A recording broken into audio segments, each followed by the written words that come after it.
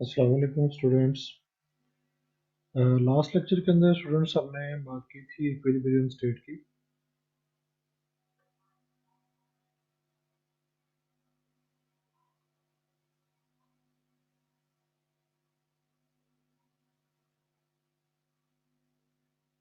और फिर उसमें हमने ये कहा था कि इक्विलिब्रियम स्टेट वो स्टेट होती है जिसमें हमारे जो थर्मोडायनामिक वेरिएबल्स हैं, थर्मोडायनामिक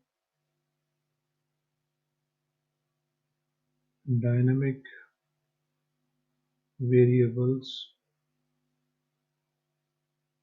की जो वैल्यू होती है वो कांस्टेंट होती है। दे अडॉप्ट फिक्स्ड वैल्यू।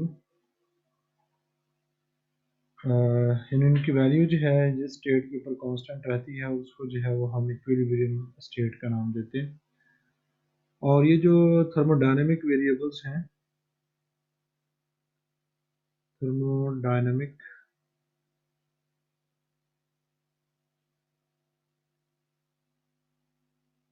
वेरिएबल्स, हमने कहा था कि ये प्रेशर भी है, वॉल्यूम भी है, टेम्परेचर भी है, इंटरनल एनर्जी भी है और इंट्रोपी भी है। बहरहाल वो हम बाद में देखेंगे। तो अभी फ़िलहाल जो है ये प्रेशर, वॉल्यूम, टेम्परेचर और इंटरनल एनर्जी की हम बात करेंगे।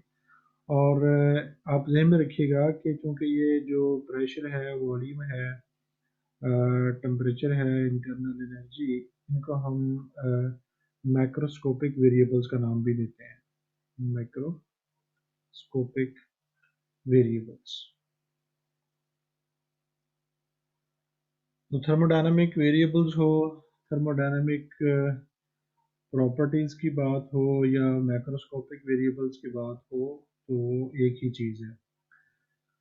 तो इनमें जो आम तौर पे हम यूज़ करते हैं वो प्रेशर है, वो वॉल्यूम है, वो टेम्परेचर है, इंटरनल एनर्जी है, एंट्रोपी है, फिर आगे कुछ और। तो टोटल ये नंबर में 8 होते हैं, 7-8 होते हैं, लेकिन बाद में हम इसको जो है वो बाकियों को हम देखेंगे। तो फिलहाल हम इनकी बात करेंगे। तो इक्विलिब्रियम स्टेट वो स्टेट होती है जिसमें उसके उस स्टेट को जो भी डिस्क्राइब कर रहे होते हैं पार्टिकल्स, सॉरी वेरिएबल्स, उनकी जो वैल्यू होती है वो कांस्टेंट रहती है। इक्विलिब्रियम स्टेट वो होगी at which these state variables have fixed value और constant value। तो अगर इनकी वैल्यू चेंज होती है, अगर प्रेशर चेंज होगा तो डेफिनेटली बाकी तमाम पैरामीटर्स जो हैं वो भी तब्दील होंगे, या ये भी हो सकता है कि एक पैरामीटर कांस्टेंट रहे बाकी तब्दील हो। बहरहाल कोई एक भी इसमें से तब्दील हो जाए तो हमारी जो स्टेट होगी, स्टेट विल बी चेंज्ड। इन किसी एक पैरामीटर के चेंज होने से भी हमारी जो स्टेट है वो तब्दील हो जाएगी। तो अब जो स्टेट तब्दील होने का अमल है,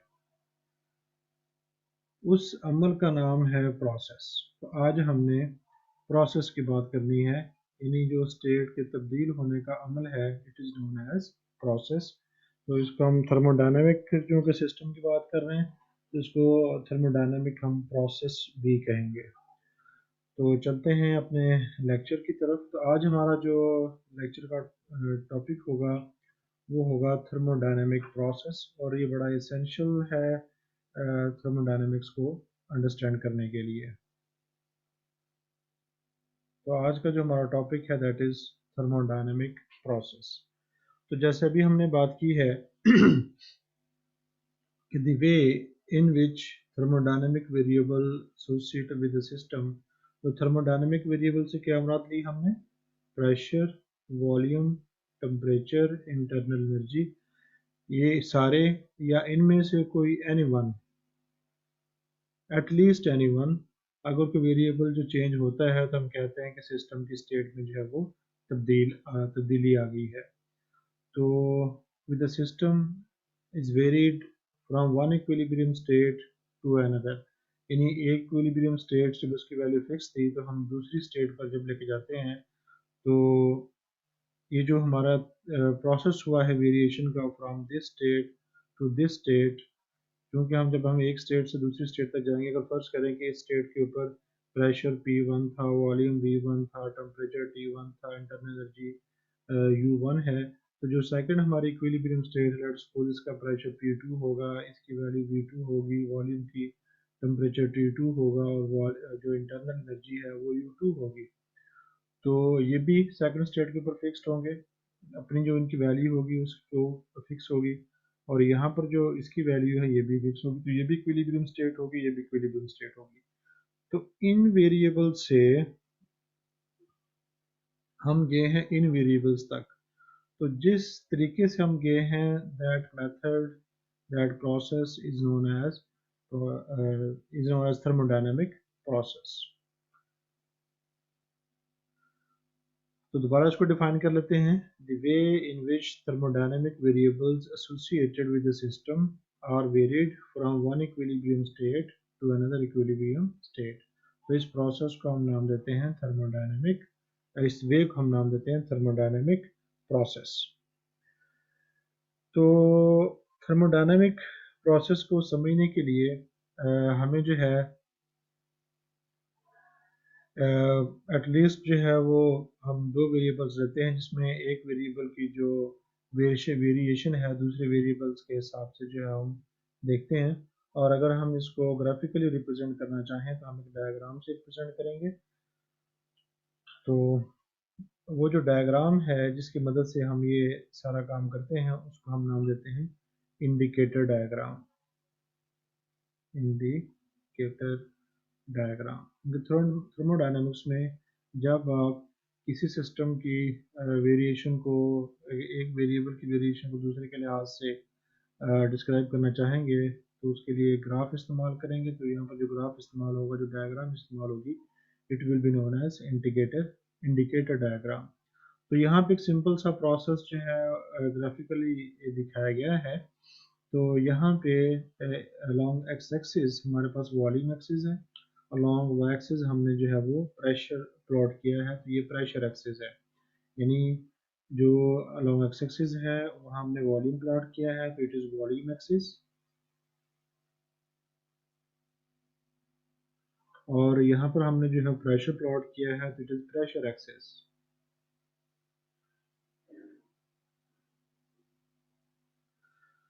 तो प्रेशर्स की वैल्यू इस तरफ इंक्रीज करती हैं और वॉल्यूम की वैल्यू जो है वो इस तरफ इंक्रीज करती है। तो हमारा कोई भी सिस्टम था जिसमें हम बात सिर्फ करेंगे दो थर्मोडायनेमिक वेरिएबल्स की, यानी प्रेशर की और वॉल्यूम की। तो लेट्स सपोज कि इस पॉइंट के ऊपर जो हमारा प्रेशर है वो P1 है, और इसी पॉइंट के ऊपर जो वॉल्यूम है वो हमारा V1 है। तो प्रेशर हमारा P1, और दोनों को जो है वो स्टेट को हम इस पेयर से जो है वो रिप्रेजेंट कर देते हैं। तो यानी कि फर्ज कर लें कि हमारे पास ये एक सिलेंडर था, हाइपोथेटिकल सिलेंडर है, और उसमें एक जो है वो पिस्टन है जो कि मूव कर सकता है। तो इस पिस्टन को जो हम मूव करवा रहे हैं, यानी इसके ऊपर जो प्रेशर होगा वो हम तब्दील करके, जो भी प्रेशर की वैल्यू होगी वो हम तब्दील करके इसको move up and down move करवा सकते हैं। तो अगर हम अलोंग द ग्राफ जो है वो इस तरफ चलते हैं, तो हमें ये नज़र आ रहा है कि प्रेशर जो है वो हमारा डिक्रीज हो रहा है, और यानी कि हम डाउनवर्ड आ रहे हैं, और जो वॉल्यूम है वो हमारा इंक्रीज हो रहा है। तो अगर हम यहाँ पे प्रेशर की जो वैल्यू है वो डिक्रीज करेंगे, यानी अगर इस पॉइंट के ऊपर हम प्रेशर की वैल्यू डिक्रीज करते हैं तो हमारी जो गैस होगी, जो पिस्टन होगा, इट विल मूव अपवर्ड। तो जब ये अपवर्ड मूव करेगा तो इसका जो वॉल्यूम होगा वो इंक्रीज करेगा। तो लेट्स सपोज कि वो मूव करके जो है वो पॉइंट यहाँ पे आ जाता है, तो यहाँ पर जो प्रेशर है वो हमारा P2 होगा, और जो वॉल्यूम होगा वो V2 होगा। तो यहाँ पर हम दो स्टेट्स की बात कर रहे हैं इस ग्राफ के ऊपर, एक हमारी स्टेट ये है और एक स्टेट ये है, लेकिन जो भी लाइन होती है जैसे कि हमें पता है पॉइंट से मिलकर बनी है। तो इसलिए इसकी एक स्टेट इधर भी हो सकती है, एक स्टेट इधर भी हो सकती है, यानी कि सारी की सारी लाइन जो है वो एक पॉइंट्स का मजमुआ है, और हर पॉइंट जो है एक इक्विलिब्रियम स्टेट को जो है वो रिप्रेजेंट करता है, जिस स्टेट के ऊपर उसके प्रेशर और वॉल्यूम की वैल्यू होगी वो उसके लिहाज से फिक्स होगी। तो ये जो डायग्राम है, इस डायग्राम की मदद से हम पूरे सिस्टम की जो प्रेशर के लिहाज से वॉल्यूम के अंदर वेरिएशन है वो स्टडी कर सकते हैं। अब चूंकि ये हमें स्टेट को इंडिकेट करता है कि हमारा जो थर्मोडायनेमिक सिस्टम है वो किस पोजीशन के ऊपर है, किस कंडीशन पे है, उस कंडीशन पे जो थर्मोडायनेमिक वेरिएबल्स हैं उनकी वैल्यूज़ क्या हैं, तो इसलिए हम इसको इंडिकेटर डायग्राम करते हैं, क्योंकि इनकी वैल्यूज़ को इंडिकेट जो है वो कर रहा है, यानी कंडीशन को इंडिकेट कर रहा है, यानी उसके स्टेट को जो है वो इंडिकेट कर रहा है। तो ये हमारे पास थर्मोडायनेमिक प्रोसेस जो होगा उसको रिप्रेजेंट करने का सिंपल सी ग्राफिकल जो है वो रिप्रेजेंटेशन है।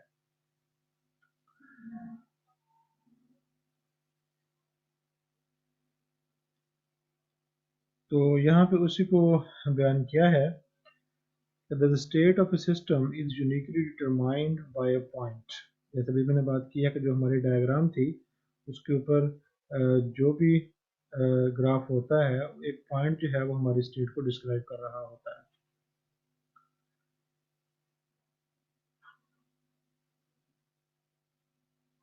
On this diagram, and a process just means the line joining a series of points।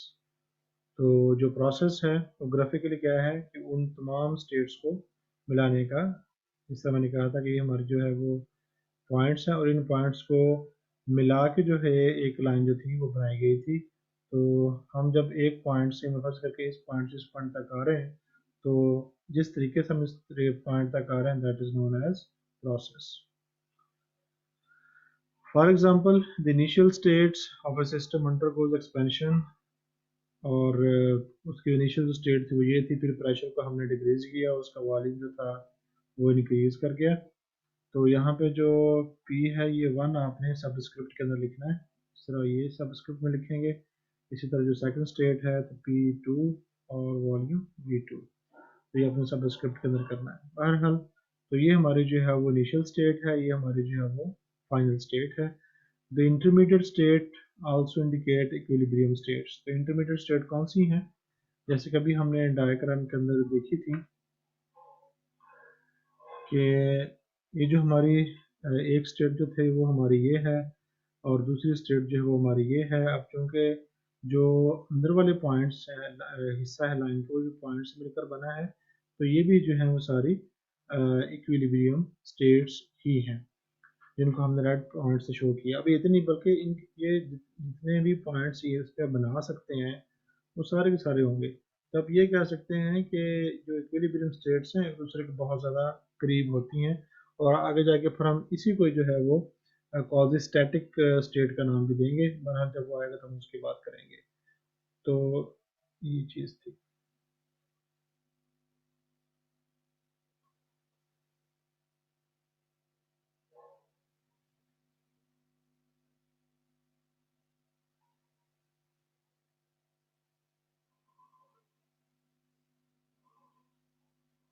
तो the intermediate states also indicate equilibrium state. तो a thermodynamic process that can be retraced to its original path from final to initial state। यानी अभी हमने जो बात की वो ये था कि हम इस स्टेट से इस स्टेट तक आए, तो ये हमारे पास जो थी वो इनिशियल स्टेट थी, ये हमारे पास थी फाइनल स्टेट थी। लेकिन अगर ऐसा हो सके कि हम फाइनल स्टेट से उसी पाथ को ट्रेस करते हुए इनिशियल स्टेट में चले जाएं, तो वो जो प्रोसेस होगा उसको हम रिवर्सिबल प्रोसेस का जो है वो नाम देंगे। To final state provided intermediate states are exactly defined, यानी इसका मतलब ये है कि हमारा जो रिवर्स पाथ होगा वो एग्जैक्टली उसी पाथ को फॉलो करेगा जिस पाथ को इनिशियल से होते हुए फाइनल तक पहुंचे थे। तो अगर हमें इनिशियल फाइनल से इनिशियल तक जाना है तो हमें क्या करना पड़ेगा, सेम लाइन को फॉलो करना पड़ेगा। तो जो हमारी इक्विलिब्रियम स्टेट्स इनिशियल से फाइनल में आते हुए थी, वही स्टेट्स जो है फाइनल से इनिशियल में जाते हुए अगर हम मिलेंगी तो वो जो प्रोसेस होगा उसको हम रिवर्सिबल प्रोसेस को जो है वो नाम देंगे। Such a process has to be executed very slowly ताकि उसमें एनर्जी लॉसेस ना हो।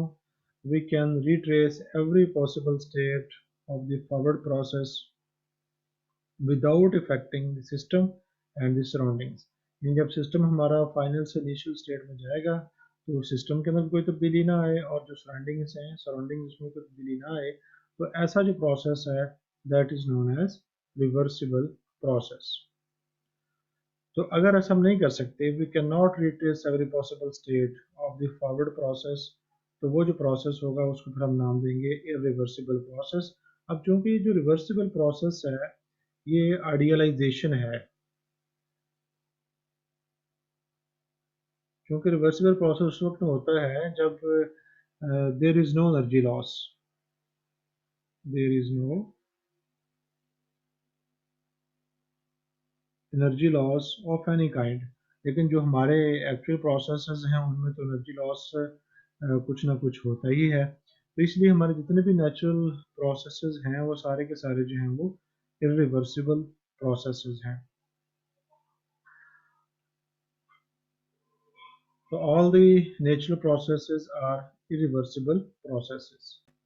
अब जो रिवर्सिबल प्रोसेस है ये तो इन रियलिटी होता ही नहीं है, तो फिर हम इसे क्यों यूज़ करते हैं? तो आपको पता है कि जब हम किसी भी चीज़ की जो आइडियल बिहेवियर है उसको स्टडी करते हैं या आइडियल पॉइंट लेते हैं, तो उस फिनोमेना की जो मैथमेटिकल फार्मूलेशन है वो बहुत इजी हो जाती है। तो इसलिए जो हमारी थर्मोडायनामिक्स है उसकी मैथमेटिकल फार्मूलेशन करने के लिए हम रिवर्सिबल प्रोसेस जो है वो एज्यूम करते हैं। तो अब सवाल यहाँ पे ये पैदा होता है कि हमारे जो प्रोसेसेस हैं वो तो सारे के सारे इरिवर्सिबल हैं, तो फिर हम ये जो नॉन रियल या रियलिस्टिक सिचुएशन है उसमें ये मैथमेटिकल फार्मूलेशन जो है हम कैसे इस्तेमाल करेंगे? तो उसके लिए फिर जो है एक मेथोडोलॉजी अडॉप्ट की जाती है, एक अल्टरनेटिव वे प्रोड्यूस किया जाता है जिसमें हमारी जो रियल सिचुएशन है वो अप्रोच करती है आइडियल को। और वो रियल सिचुएशन क्या है कि हम जो प्रोसेस कैरी आउट करते हैं it must be so slowly,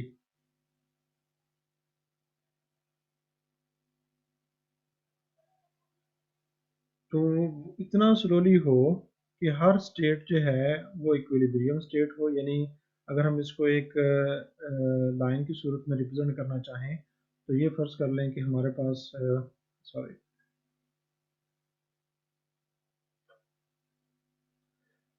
ये था। अब उसके बाद हमारा दूसरा जो प्रोसेस है फाइनल स्टेट ये है, तो इसके अंदर भी स्टेट्स मौजूद है, मतलब ये तो ये इतने फासले पे नहीं है, बल्कि क्या है कि ये सारी की सारी जो है वो पॉइंट्स आपस में मिले हुए हैं, यानी ये इस तरह जो है ये आपस में मिले हुए हैं। तो हर जो पॉइंट हमें इक्विलिब्रियम स्टेट को रिप्रेजेंट करता है, मतलब ये है कि दो इक्विलिब्रियम के स्टार्ट के सेंटर में कोई गैप नहीं है। तो इसका मतलब ये है कि हर स्टेट के बाद दूसरी स्टेट जो फौरन स्टार्ट होती है, यानी कि स्टेट की जो वेरिएशन है वो कंटिन्यूस है। लेकिन ये इसलिए इस तरह कंटिन्यूस है कि हमारे सिस्टम में किसी किस्म की जो है वो चेंज जो है वो नहीं आती। तो इस तरह जब सिस्टम में की चेंज नहीं आती, क्योंकि हम प्रोसेस बहुत स्लोली जो है परफॉर्म कर रहे होते हैं, तो इसलिए हमारी जो रियल सिचुएशन है वो तकरीबन तकरीबन जो आइडियल सिचुएशन को अप्रोच कर जाती है। यानी क्वेश्चन क्या था कि all natural processes are irreversible, then how natural process will be analysed within the framework, ऐसा framework that was based on reversible process. तो वो तरीका क्या है, वो हम इस चीज़ को कैसे जो है वो यूटिलाइज करते हैं। फिर the problem is overcome by considering a process what we call quasi-static process. तो ये ऐसा प्रोसेस है जिसमें हम के आइडियल को अप्रोच कर लेते हैं। तो आइडियल में चूंकि एनर्जी लॉस नहीं होता, इसलिए हम इस प्रोसेस को भी इस तरह करते हैं कि एनर्जी लॉस ना हो। और वो तरीका क्या है कि वो carry out the process so slowly, इतना स्लोली हम उसको करते हैं कि वो हर इक्विलिब्रियम स्टेट जो है वो इनफाइनाइटेसिमली सेपरेटेड होती है, यानी बहुत कम फासला दो स्टेट्स के दरमियान, यानी फासला जो है वो ना होने के बराबर है। जो एक स्टेट के बाद फौरन जो स्टेट है वो दूसरी स्टेट आ जाती है। यानी आप ये कह लें कि जो स्टेट्स हैं वो कॉन्टिन्यूस हैं, states are continuous, equilibrium states हैं, क्योंकि अगर वो कंटिन्यूस नहीं रहेंगी, उनमें अगर गैप होगा, if there is gap between two states, between two equilibrium states, तो अगर गैप है तो फिर हम उनको एक सिंगल लाइन से जो है वो रिप्रेजेंट नहीं कर सकेंगे, क्योंकि अगर फर्ज करें कि अगर यहाँ पे गैप होगा तो फिर ये सिंगल लाइन जो है वो हमारे प्रोसेस को जो है वो रिप्रेजेंट नहीं कर सकेगी। तो इसलिए हमें क्या करना पड़ता है, ये गैप नहीं चाहिए।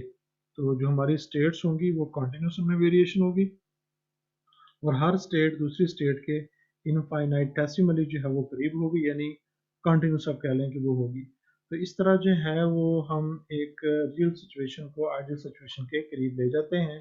और किस तरह, प्रोसेस को बहुत स्लोली परफॉर्म करके, और इतना स्लोली परफॉर्म करके कि उसमें किसी किस्म का जो एनर्जी लॉस है वो ना हो। तो इस तरह जो है वो हम एक आइडियल सिचुएशन को जो है वो अप्रोच कर लेते हैं।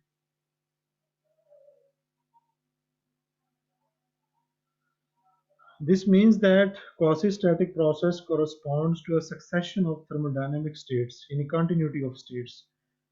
If a system undergoes finite departure from equilibrium, तो अगर कोई सिस्टम जो है इक्विलिब्रियम स्टेट से कुछ डिपार्चर करे, कुछ उसमें गैप हो, the process is said to be non quasi-static.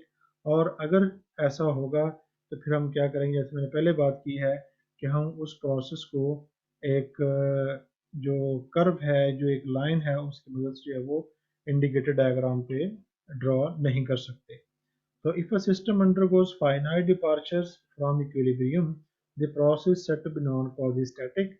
For this case, system variables do not define the state through which the system passes, nor can they describe the uh, processes undergoes. तो उस process को ही बयान नहीं कर सकती जिस process के अंदर जो है ये काम हुआ था।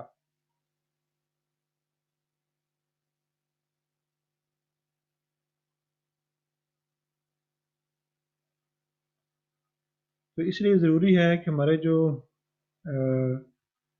प्रोसेसेस हैं दे मस्ट बी कंटिन्यूस। तो इसको दोबारा देख लेते हैं।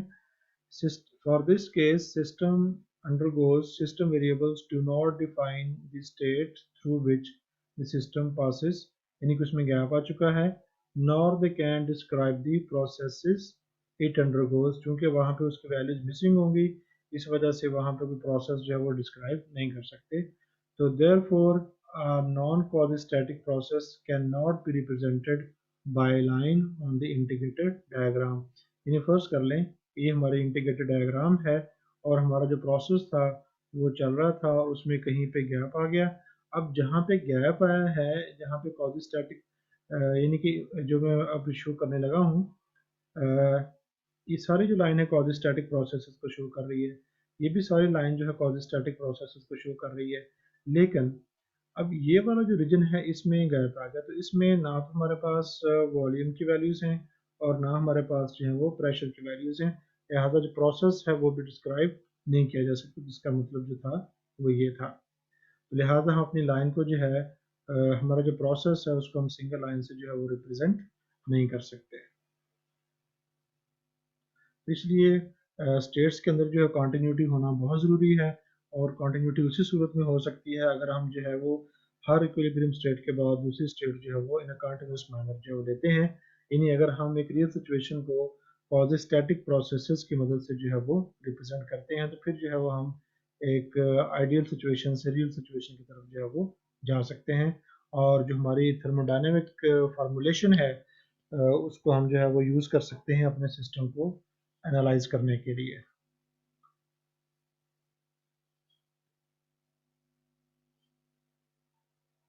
तो अब प्रोसेस है जिसको हम नाम देते हैं साइक्लिक प्रोसेस। तो जैसे कि आपको पता है कि साइकिल से मुराद क्लोज्ड पाथ है। तो जब भी हम किसी पॉइंट पे चलते हैं, दोबारा उसी पॉइंट पर पहुंचते हैं, तो उसको हम जो एक है क्लोज पाथ या साइक्लिक पाथ का नाम दे देते हैं। तो इसी तरह थर्मोडायनेमिक्स में होता है। चलिए इसको इंडिकेटर डायग्राम से देखते हैं कि फ़र्ज़ कर लें कि हमारा जो प्रोसेस था वो हमने यहाँ से स्टार्ट किया और हमने उसके वॉल्यूम को एक्सपेंड किया और हम जो है वो इस स्टेट के ऊपर आ गए। और फिर ये हमारी जो फर्स्ट इक्विलिब्रियम स्टेट है, ये हमारी सेकंड इक्विलिब्रियम स्टेट है, और बीच में जो है वो क्वाज़ी-स्टैटिक इक्विलिब्रियम स्टेट्स हैं। तो फिर हम क्या करते हैं, प्रेशर को इंक्रीज़ करते हैं, यानी जो हमारा वॉल्यूम है उसको हम डिक्रीज़ करते हैं बाय इन्हांसिंग प्रेशर। तो फिर हम जो दोबारा उस स्टेट के ऊपर चले जाते हैं। तो हम स्टेट 1 से चले और फिर स्टेट 2 तक पहुंच गए। स्टेट 1 से चले, स्टेट 2 तक पहुंचे, फिर स्टेट 2 से हम स्टेट 1 तक पहुंच गए। तो ये हमारा जो है एक क्लोज जो सर्कल है, that is known as a cyclic process.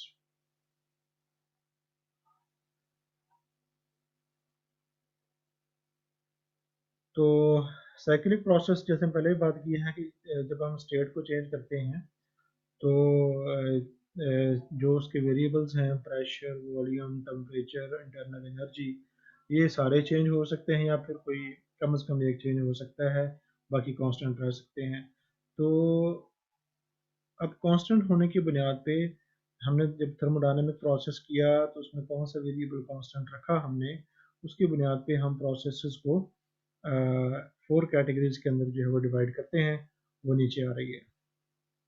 The thermodynamic processes are categorized on the basis of thermodynamic variable, कि हमने जो थर्मोडायनेमिक प्रोसेस था वो परफॉर्म करते हुए इस वेरिएबल को जो है वो हमने कांस्टेंट रखा है। तो उसके अकॉर्डिंग जो है वो हम जो हमारे थर्मोडायनेमिक सिस्टम्स हैं उनको कैटेगराइज करते हैं। तो उनमें आइसोकोरिक प्रोसेस है। तो आइसोकोरिक प्रोसेस में हम जो है वो प्रेशर कांस्टेंट रखते हैं। सॉरी, आइसोकोरिक प्रोसेस में हम जो है वो वॉल्यूम कांस्टेंट रखते हैं। और आइसोबैरिक प्रोसेस में जब हमारा प्रोसेस हो रहा होता है तो इसमें प्रेशर की जो वैल्यू है वो कांस्टेंट रखी जाती है। और एडियाबैटिक में जो सिस्टम की इंटरनल एनर्जी है जो वो कांस्टेंट रहती है। सो इसमें किसी किस्म की थर्मल इंटरेक्शन जो है वो नहीं होती। और उसमें कोई और चेंजेस आती हैं जो हम बाद में इंशाल्लाह इसको देखेंगे। और उसके बाद है फिर आइसोथर्मल प्रोसेस। और आइसोथर्मल प्रोसेस में एनर्जी के एक्सचेंज से जो है वो टेम्परेचर जो है वो हमारे सिस्टम का जो है वो कांस्टेंट रहता है। तो इस तरह हम जो है अपने सिस्टम को जो है वो 4 हिस्सों में कैटेगराइज कर सकते हैं।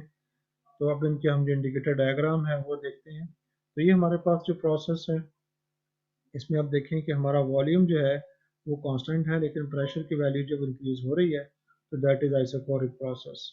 और ये जो इसका ग्राफ होगा पैरेलल टू प्रेशर एक्सिस होगा। इसी तरह जो हमारा आइसोबैरिक प्रोसेस है उसमें volume is kept on changing, but pressure remains constant. Due to some reason, its value volume is changing. तो ये जो प्रोसेस है इसमें जो हमारा ग्राफ होगा वो आइसोबैरिक जो कर्व होगी पैरेलल टू वॉल्यूम एक्सिस होगी। और यहाँ पे आप ये देखें कि ये हमारे पास जो है वो कर्व है, एक आइसोथर्मल कर्व है और एक जो एडियाबैटिक कर्व है। तो ये हमारी इंडिकेटर डायग्राम है आइसोथर्मल की और एडियाबैटिक की। अब इन दोनों में गैप किस चीज़ को शो कर रहा है वो इंशाल्लाह हम कमिंग लेक्चर्स के अंदर जो है वो देखेंगे। तो इंशाल्लाह नेक्स्ट लेक्चर में मिलते हैं। अस्सलाम वालेकुम।